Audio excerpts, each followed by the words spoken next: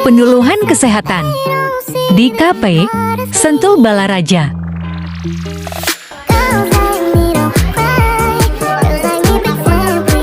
Mengisi absen kehadiran dulu ya Ibu.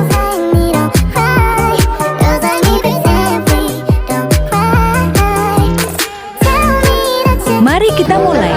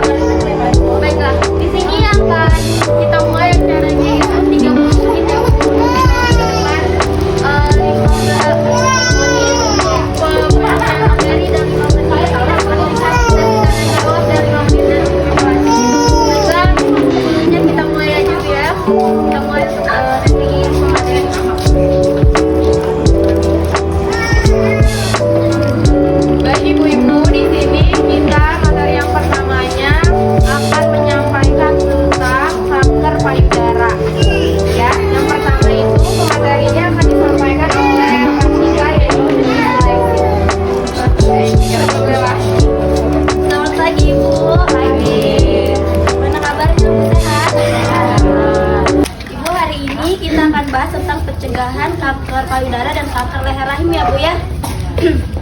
Di mana letak leher rahim, penyebab dan faktor risiko serta apa yang bisa Ibu lakukan untuk pencegahan dan pengobatannya.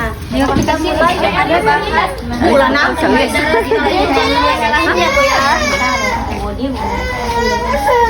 Tadi itu kita membahas tentang kanker payudara dulu ya Bu ya. Payudara adalah bagian tubuh manusia yang terdapat pada daerah dada, yang terdiri dari kelenjar susu dan salurannya, termasuk puting juga ya Bu ya, jaringan lemak, kelenjar getah bening, otot-otot dada, dan jaringan kulit. Bagaimana sih perubahan struktur payudara mulai dari anak-anak sampai dewasa itu Bu? Ada yang tahu? Yang pertama itu pada masa anak-anak payudara hanya puting susu dan otot-otot dadanya saja. Nah, pada masa akhir bayi, kelenjar susu dan salurannya serta jaringan lemak berkembang agar siap mengeluarkan air susu ya Bu ya. Dan perkembangan ini terjadi sampai pada usia dewasa. Nah, Ibu tahu nggak kanker payudara itu apa? Tahu. Nah, ini bisa dilihat gambarnya di sini. Kanker payudara adalah penyakit tumor ganas di seluruh jaringan payudara, kecuali jaringan kulit payudara yang dapat menyebar atau metastasis ke organ-organ lainnya. Nah, seperti di gambar ini ya Bu, dapat dilihat perbedaan payudara normal dan payudara yang terkena kanker. Ini sifatnya menyebar. Kemudian yang masih normal itu ada di sebelah kanan, yang terkena kanker itu ada di sebelah kiri. Ibu bisa dilihat perbedaannya mana yang terkena kanker payudara. Ini sifatnya menyebar, beda dengan tumor. Tumor itu sifatnya tidak menyebar. Ya, kalau kanker itu sifatnya menyebar, bisa ke jaringan organ lain tubuh juga. Selanjutnya, siapa saja sih yang beresiko terkena kanker payudara? Di sini bisa dilihat ada perempuan usia lebih dari 40 tahun. Itu bisa terjadi resiko. Kemudian adanya riwayat tumor jinak pada perempuan itu. Nah, awalnya tumor jadi kanker. Nah, seperti itu. Kemudian riwayat kehamilan pertama pada usia lebih dari 35 tahun. Itu juga beresiko. Kemudian riwayat keluarga. Di riwayat keluarga, misalkan riwayat keluarganya ada yang punya kanker payudara. Nah, itu bisa beresiko terkena ya. Kemudian perempuan yang belum pernah melahirkan dan yang tidak pernah menyusui atau ini masih gadis atau masih remaja, itu juga beresiko terkena kanker payudara. Kemudian di sini ada perempuan yang berhenti haid menopause pada usia lebih dari 50 tahun. ya, usia menopause, jadi usia lebih tua yang lanjut usia. Kemudian perempuan yang mempunyai riwayat haid pertama kurang dari usia 12 tahun, biasanya pada masa pubertas, itu juga masih beresiko terkena kanker payudara. Jadi kita semua harus bisa tahu caranya mendeteksi apakah kita terkena kanker payudara atau tidak ya Bu ya. Caranya itu dengan cara mendeteksi dini. Nah, kenapa kita harus melakukan deteksi dini? Karena kalau misalkan kita mempunyai gejala-gejala yang sudah tadi dijelaskan oleh rekan-rekan saya, Ibu bisa melakukan pemeriksaan sesegera mungkin. Nah, caranya yang pertama itu kita melakukan sadari. Seperti ini Bu. Sadari itu pemeriksaan payudara sendiri. Caranya bagaimana? Caranya ketika kita mandi ya Bu ya. Ketika kita mandi ini anggap saja payudaranya kita rabanya itu di bagian area daging-dagingnya itu kita menggunakan sabun, karena kan kalau mandi pasti pakai sabun ya Bu ya. Kita raba, pastikan kalau misalkan kita ada payudaranya, ada benjolan, pasti akan berasa ya ketika kita kita sadari semuanya di sini akan berasa. Nah, untuk melakukan sadari ini setiap dari hari ke-7 sampai 10 dihitung dari hari pertama mulainya haid, ya kan? Atau bagi yang telah monopause. Monopause itu yang udah nggak haid ya Bu ya. Nah, di sini yang tidak haid ini menggunakan alat KB kan ya biasanya. Nah, pemeriksaan yang pertama itu dilakukan oleh bidan atau dokter. Pemeriksaan selanjutnya itu dilakukan menggunakan USG. Nah, untuk cara sadarinya seperti ini. Yang pertama diangkat lengannya, lalu kita raba dari bawah ke atas, dari bawah ke atas. Kalau misalkan terasa ada benjolan atau tidak, itu cepat-cepat dilakukan ya Bu ya. Karena kalau misalkan ini kanker payudara itu sistemnya menyebar, walaupun udah dioperasi satu nanti bisa tumbuh ke sebelahnya. Walaupun dioperasi ke yang satunya juga nanti bisa tumbuh di area sampingnya, di sini bisa menyebar. Nah, jadi sadari ini yang pertama itu berdiri di depan cermin bisa, lalu kita raba juga. Lalu rapatkan telapak tangan, pencet dan urutlah di bagian daging-dagingnya itu ya Bu ya. Nah, kalau sudah dilakukan itu, lalu selanjutnya kita gunakan tangan kiri untuk meraba yang payudara satunya. Setelah dilakukan itu semua, itu sudah melakukan sadari, yaitu dengan cara mendeteksi payudara sendiri ya Bu ya. Selanjutnya apa? Itu cara melakukan sadari. Selanjutnya kita akan beralih ke materi yang kedua, yaitu pemeriksaan kanker leher rahim ya Bu ya kepada wanita. Leher rahim ya, atau disebut dengan kanker serviks ya, dimana kanker rahim ini merupakan penyakit tumor ganas yang disebabkan oleh virus HPV atau human virus. Terus kanker rahim ini dia Bu ya, leher rahimnya, terus yang segama biasanya di sini di leher rahim ini yang biasanya terganggu ya, yang bisa menyebabkan kanker. Terus di sini ada perumpamaan nih, misalkan kayak jagung ya, jagung kan kalau misalkan kita dilihat dari kemasannya kan bagus terus ya. Nah, kalau misalkan dibuka kulitnya kan dia pasti ada yang busuk gitu kan, pasti ada yang bolong. Nah, begitupun juga kita gitu kan, begitupun juga wanita, khususnya pada wanita usia subur. Kalau misalkan kita tidak pernah melakukan pemeriksaan ya, deteksi dini kan kita nggak tahu ya, tahu-tahu udah stadium lanjut aja kan. Makanya dianjurkan untuk para usia subur itu harus pemeriksaan IVA atau pap smear ya. Nah, penyebab dan faktor resikonya, siapa aja sih yang menjadi faktor resiko atau penyebabnya? Di sini ada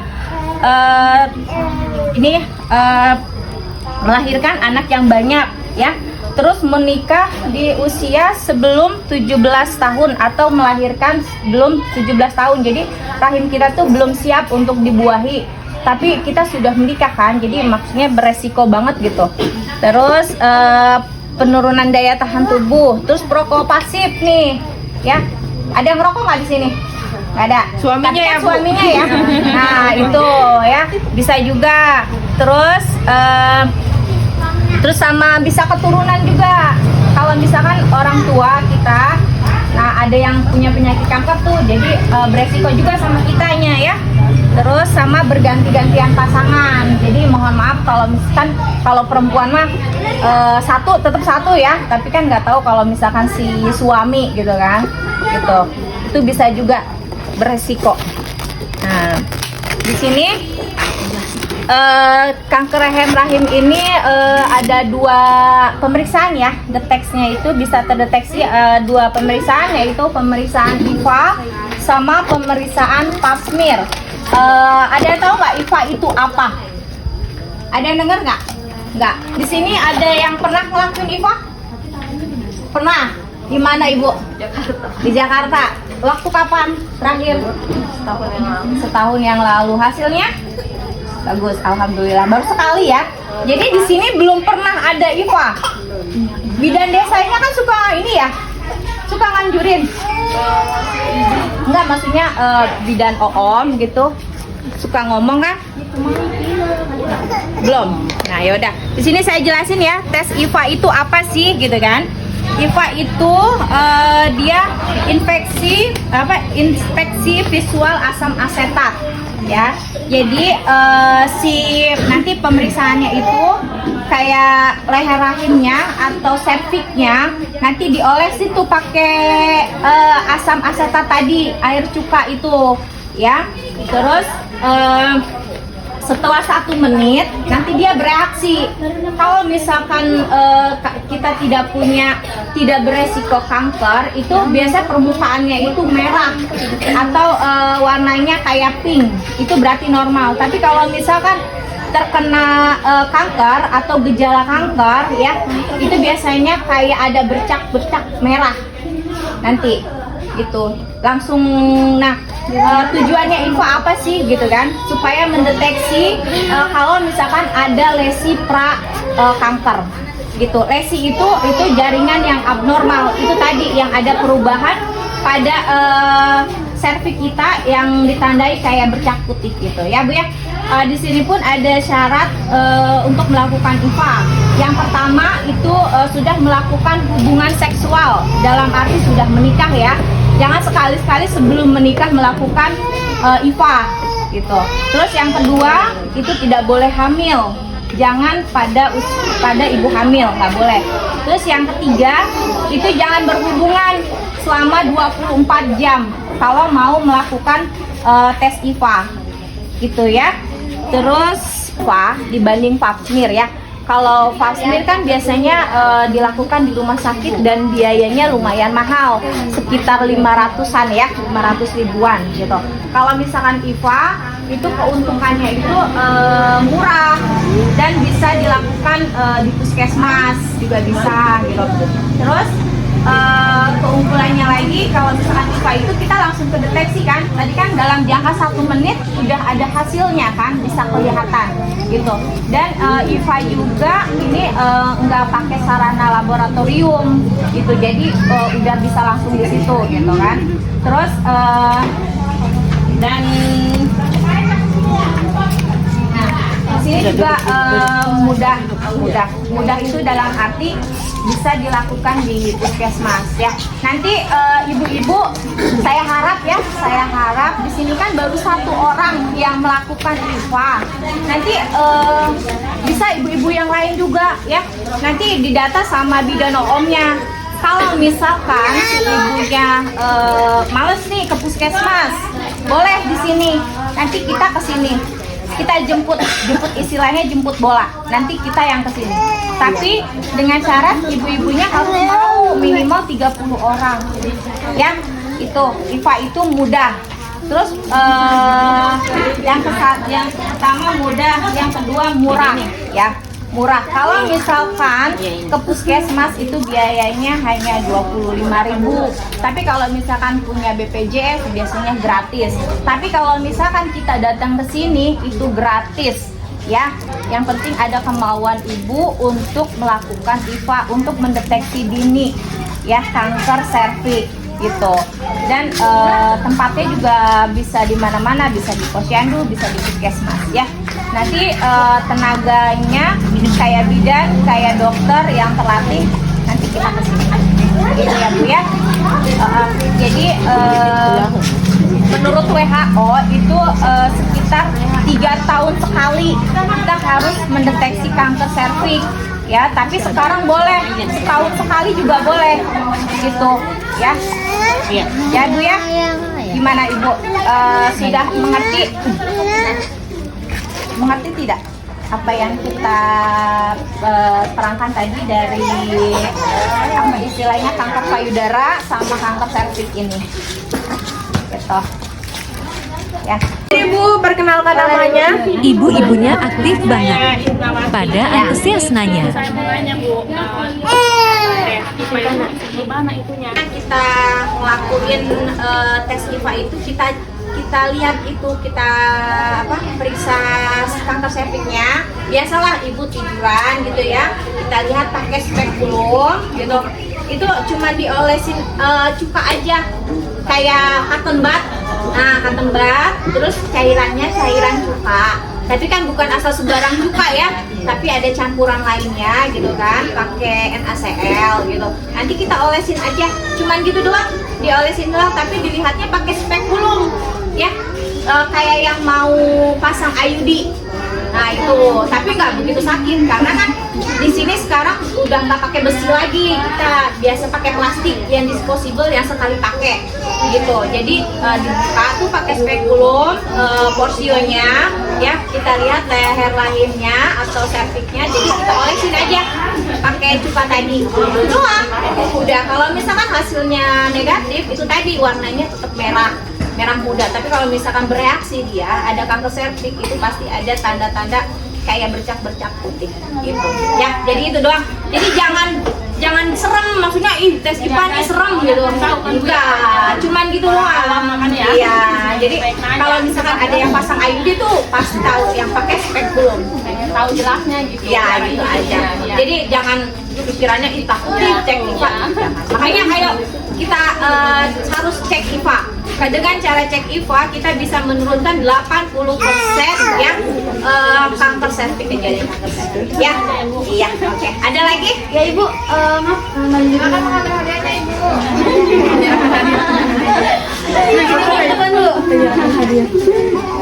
Kasih ya. Wah, semangat bertanya ya. Bisa menyebabkan kanker. Duduk aja nih. Boleh. Karena gonta ganti pasangan. Nah, kita di rumah ini kan nggak tahu ya suami kita gimana di luar gitu kan. Nah, terus di sini bisa disebabkan oleh virus, yaitu virus HPV yang penularannya itu melalui seks juga gitu. Gejalanya biasanya menstruasi tidak teratur ya, nyeri pada saat berhubungan gitu, biasanya ngeplek gitu, lebih seringnya gitu ya. Ibu boleh maju ke depan penyerahan door prize. Silakan Ibu, gua tempat sabun di rumah Bu. Takut. Waduh, ibunya takut pemeriksaan. Sakit enggak gitu? Jangan takut ya Bu. Sering nawarin mau cek enggak Paling sakitnya itu pas waktu pemeriksaan pakai spekulumnya aja. Spekulum itu yang buat kayak IUD itu loh, yang cecok bebek, yang alat ya, alat itu paling itu aja. Nyeri takut ya? Enggak, paling berasa mules sedikit doang. Belum apa-apa udah. Enggak. Tadi udah saya bilang enggak. Paling mules sedikit doang. Gitu ya. Siapa aja yang bisa jawab? Tadi kan sudah dijelaskan teknik sadari itu. Jadi siapa yang bisa mempraktekkan teknik sadari pemeriksaan payudara sendiri? Caranya seperti apa? Ayo Bu. Apa-apa? Ibunya lucu banget hehe. Ini takut ada benjolan apa gitu, terus ngerasa sakit gitu.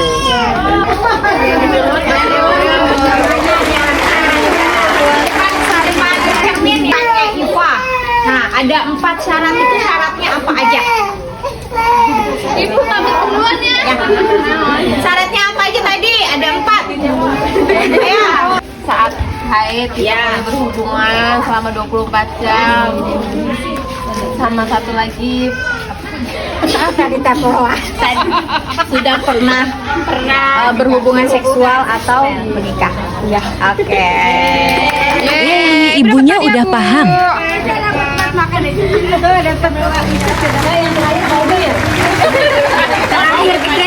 Di akhir acara tutup ya Bu. Marilah kita akhiri acara ini dengan alhamdulillah. Dan kurang lebihnya mohon maaf jika ada penyampaian yang tidak sesuai ataupun ada kesalahan dari kami ya. Kurang lebihnya mohon maaf. Kami tutup akhirnya. Assalamualaikum warahmatullahi wabarakatuh. Waalaikumsalam.